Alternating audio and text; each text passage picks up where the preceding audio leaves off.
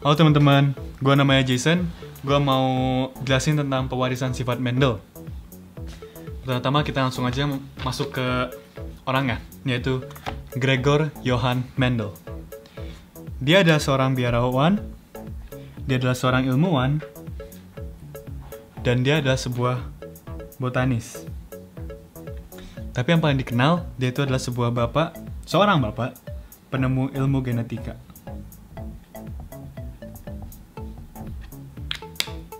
Oke, sekarang kita masuk ke terminologinya. Jadi dalam pewarisan sifat, kita ada banyak kata-kata yang harus dimengerti dulu. Yang pertama adalah sifat. Apa itu sifat? Sifat adalah ciri-ciri yang dapat diwariskan.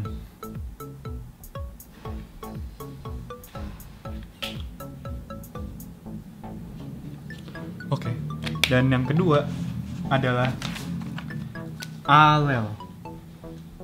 Nah, apa itu alel? Alel itu adalah sebuah wujud gen. Dan ada dua. Satu dominan, satu lagi resesif. Nah, dominan itu lebih sering muncul dan lebih kuat dari resesif. Jadi, yaitu lebih sering muncul, Jadi dominan itu lebih kuat dari resesif dan disimbolkan dengan huruf besar. Alel resesif disimbolkan dengan huruf kecil. Di sini saya pakai X karena lebih keren. Yoi bro. Dan yang ketiga dan keempat kita hapus dulu. Itu genotipe dan fenotipe. Nah, pasti kalian sering terbalik-balik nih, ini apa bedanya? Genotipe itu adalah kombinasi gen. Jadi ini yang agak lebih kerenan gitu lah, yang lebih scientific. Seperti XX atau XXYY atau gimana lah. Dan fenotipe adalah wujud fisik atau yang terlihat, seperti tinggi atau bau atau cantik. Oke, itu buat terminologinya. Kita udah selesai. Dan ada dua lagi. Ini kalian harus tahu banget, yaitu homozigot dan heterozigot.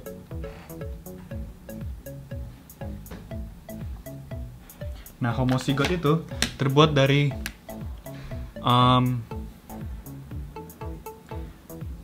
dua gen yang dominan atau resesif. Jadi itu dua gen dominan atau resesif. Dan heterozigot itu adalah campuran. Jadi contoh untuk homozigot itu adalah seperti XX atau XX. Dan untuk heterozigot itu adalah X kecil atau X kecil.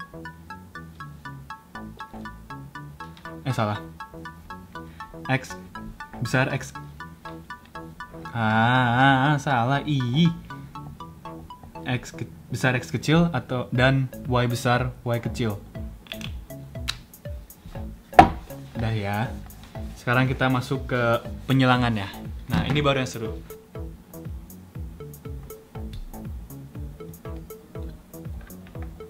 Oke, sekarang kita masuk ke persilangannya. Yang pertama kita ke persilangan monohibrid. Oke, dikasih soal. Ada seorang bapak yang berkulit kuning. Kakak homozigot, menikah dengan seorang ibu yang kulitnya kuning juga, tetapi dia keturunan kulit coklat. Jadi dia itu mamanya kakak heterozigot. Nah, jadi berapa kemungkinan anak-anak yang berkulit kuning? Pertama kita tulis dulu yang dikasih ya. Untuk bapak itu kakak homozigot, dan untuk ibu itu adalah K besar K kecil heterozigot. Jadi itu saja, kulit kuning dan sini kulit kuning, homozigot, terus ya homo, dan sini heterozigot. Ini bukan homo yang homo itu ya, tapi homo buat sama. Oke, terus kita buat persilangan monohibridnya dengan persegi punet yang saya sudah bikin di sini. Ini dia. Jadi kita tinggal masukin aja kakak sama kakaknya.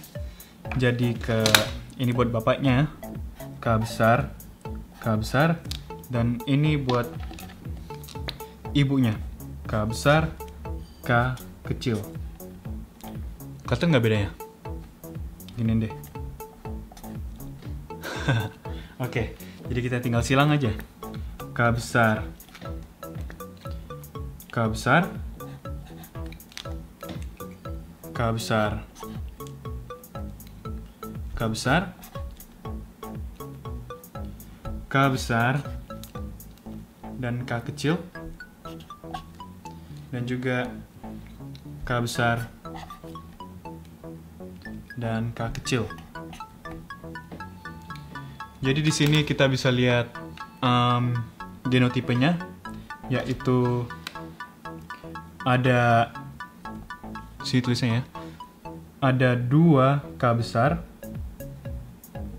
dan juga 2 K besar K kecil. Jadi kalau kita kecilin jadinya 1:1.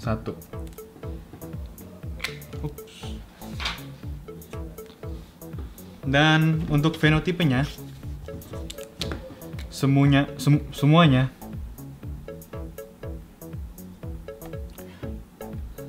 berkulit kuning. Tahu dari mana? Karena kita bisa lihat di sini, ini semuanya itu ada alel dominan K besar. Artinya semuanya itu kuning. Dan kulit warna coklatnya itu kalah. Itu buat persilangan monohibrid. Oke? Sekarang kita maju ke persilangan dihibrid. Saya punya soal lagi nih. Gimana kalau ada buah mangga lonjong dan berwarna hijau dikalikan dengan buah mangga bulat dan warna kuning? Kita tulis dulu deh ininya, apa namanya, sifat-sifatnya. Mangga 1,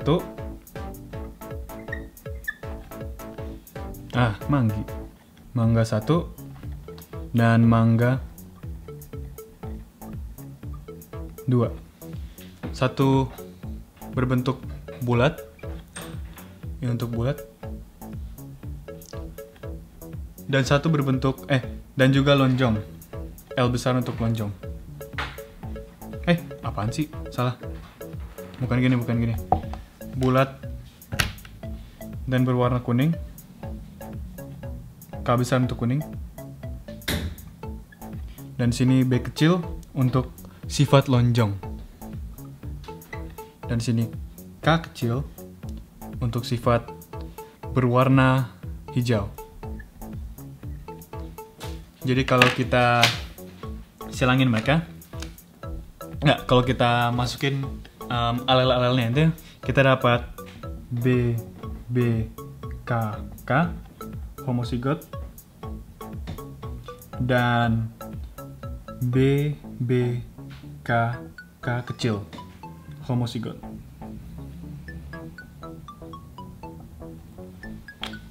Sekarang kita tinggal kalikan di punet persegi yang lebarnya itu 4x4. Oke, terus dulu ya. B K kali B K. Kita masukkan dulu. Sebenarnya cara itu kita tinggal kaliin aja. Ini sama ini sama ini. ini sama ini sama ini. Jadi kita dapat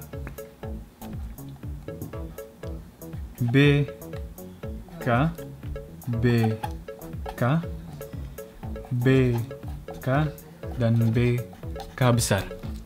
Di sini kita dapat BK kecil, jelek kayaknya. BK kecil, BK kecil, dan BK kecil. Dan kalau kita lihat semua patternnya, kita tuh dapat anaknya jadi, sabar cari penghapus, ini dia. Anaknya itu semuanya jadi, waduh hilang pulpennya, oh ini dia. Semua anaknya itu jadi B besar, B kecil, dan K besar, K kecil. Untuk fenotipe pertama atau generasi pertama. Jadi genotipenya itu ini, dan fenotipenya adalah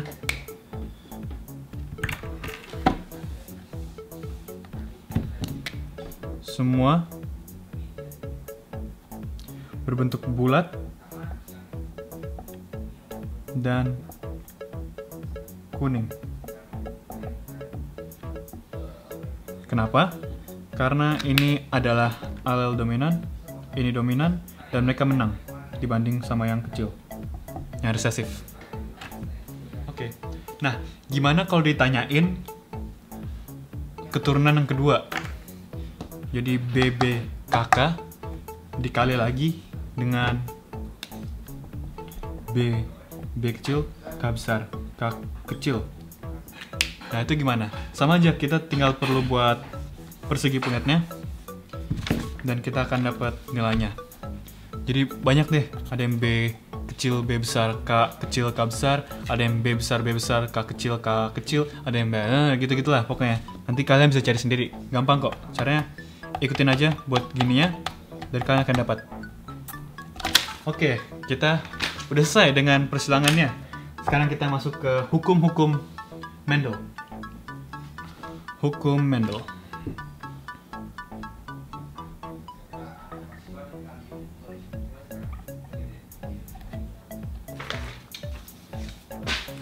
Oke, jadi hukum pertama itu adalah ini deh hukum-hukumnya. Saya sudah tulis. Hukum yang pertama adalah dominasi. Jadi di sini kalau kalian nggak bisa baca, saya bacakan. Hukum dominasi itu adalah sifat dominan mempunyai kemungkinan diturunkan lebih daripada sifat yang resesif. Seperti yang tadi saya bilang, K jika disangkan dengan K kecil akan membuat K besar, K kecil, ya akan membuat K besar dan K kecil. Jadi ini tuh yang dapat sifatnya dari K, bukan K kecil. Kenapa? Karena K ini dominan. Gitu aja pokoknya. Kalian ingat, yang dominan itu selalu yang kelihatan, selalu yang menang. Dan untuk hukum yang kedua, kita punya hukum segregasi. Saya bacakan. Setiap gen induk akan berpisah agar anaknya mendapatkan gen dari kedua induknya saat pembentukan gamet. Nah, ini maksudnya apa lagi nih? Jadi tuh kalau saya kasih persilangan lagi, T heterosigot dikali T heterosigot akan membuat 75% tinggi. Ini T untuk tinggi ya. Dan 25% pendek. Nah, bisa gitu. Karena yang tadi saya bilang, mereka itu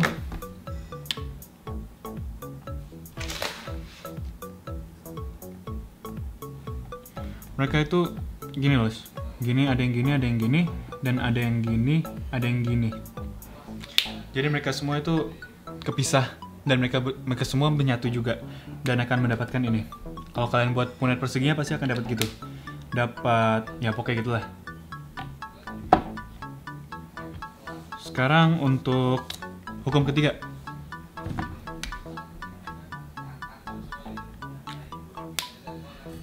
Asortasi bebas. Saya bacakan.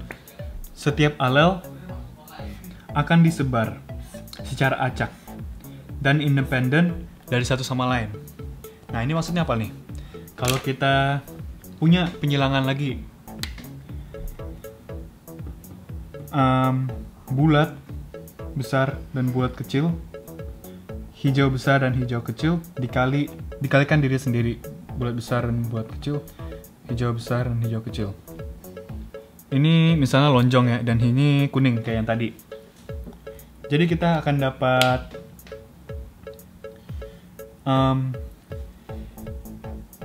fenotipe yaitu 9,